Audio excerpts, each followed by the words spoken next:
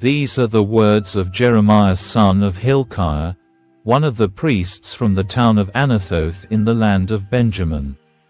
The Lord first gave messages to Jeremiah during the 13th year of the reign of Josiah son of Amon, king of Judah.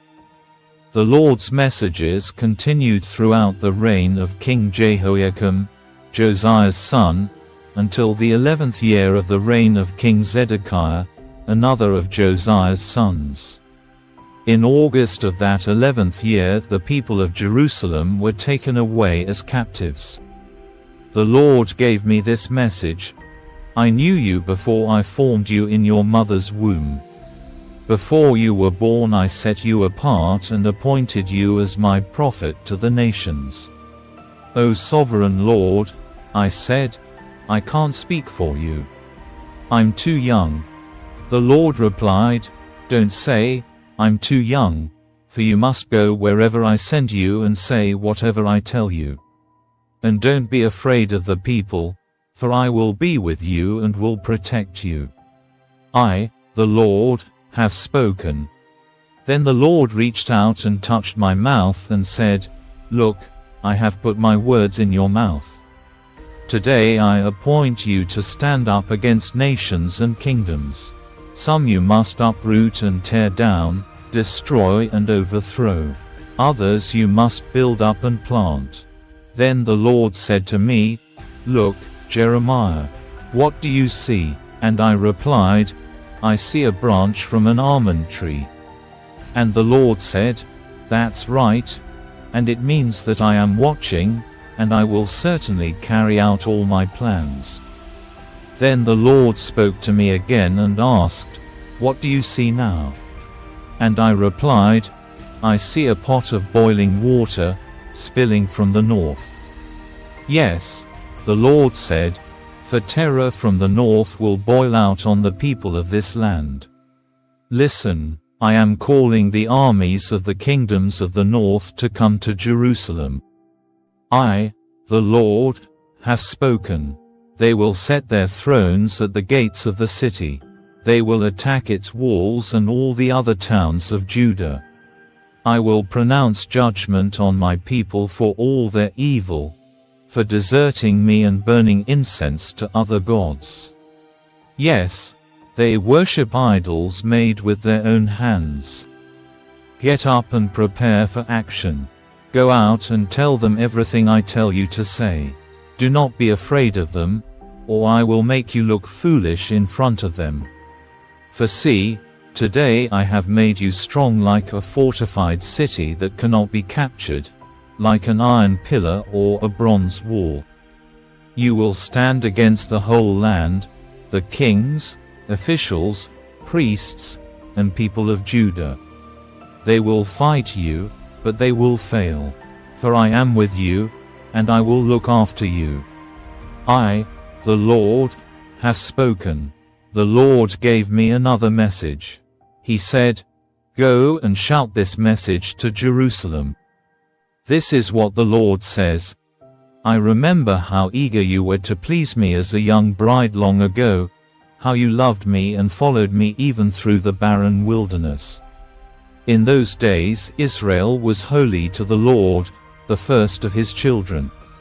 All who harmed his people were declared guilty, and disaster fell on them. I, the Lord, have spoken. Listen to the word of the Lord, people of Jacob, all you families of Israel. This is what the Lord says. What did your ancestors find wrong with me that led them to stray so far from me? They worshipped worthless idols, only to become worthless themselves.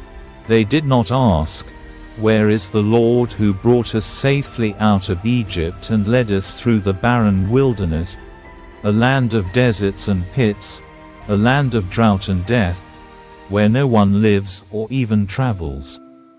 And when I brought you into a fruitful land to enjoy its bounty and goodness, you defiled my land and corrupted the possession I had promised you. The priests did not ask, Where is the Lord? Those who taught my word ignored me, the rulers turned against me, and the prophets spoke in the name of Baal, wasting their time on worthless idols. Therefore, I will bring my case against you, says the Lord. I will even bring charges against your children's children in the years to come. Go west and look in the land of Cyprus. Go east and search through the land of Kedar. Has anyone ever heard of anything as strange as this? Has any nation ever traded its gods for new ones, even though they are not gods at all? Yet my people have exchanged the glorious God for worthless idols. The heavens are shocked at such a thing and shrink back in horror and dismay, says the Lord. For my people have done two evil things. They have abandoned me, the fountain of living water. And they have dug for themselves cracked cisterns that can hold no water at all. Why has Israel become a slave? Why has he been carried away as plunder? Strong lions have roared against him, and the land has been destroyed. The towns are now in ruins, and no one lives in them anymore. Egyptians, marching from their cities of Memphis and Tahpanhes, have destroyed Israel's glory and power. And you have brought this upon yourselves by rebelling against the Lord your God, even though he was leading you on the way. What have you gained by your alliances with Egypt and your covenants with Assyria? What good to you are the streams of the Nile or the waters of the river Euphrates? Your wickedness will bring its own punishment. Your turning from me will shame you. You will see what an evil, bitter thing it is to abandon the Lord your God and not to fear him. I, the Lord of heaven's armies, have spoken.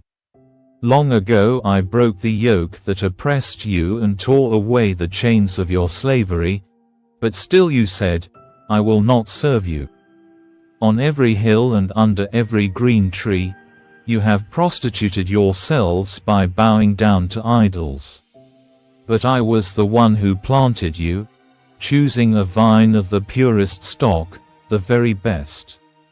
How did you grow into this corrupt wild vine? No amount of soap or lye can make you clean. I still see the stain of your guilt. I, the sovereign Lord, have spoken. Israel, an unfaithful wife, you say, that's not true. I haven't worshipped the images of Baal. But how can you say that? Go and look in any valley in the land. Face the awful sins you have done. You are like a restless female camel desperately searching for a mate.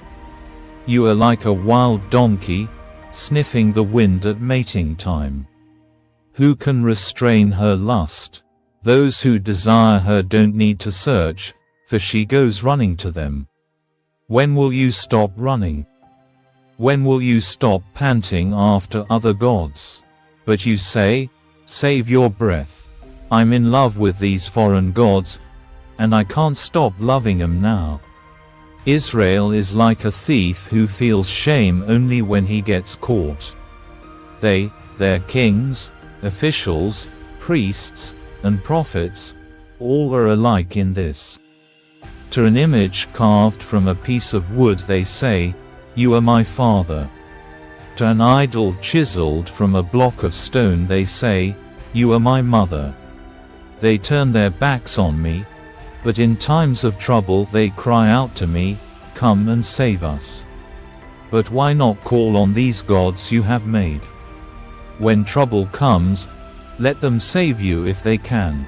For you have as many gods as there are towns in Judah. Why do you accuse me of doing wrong? You are the ones who have rebelled, says the Lord.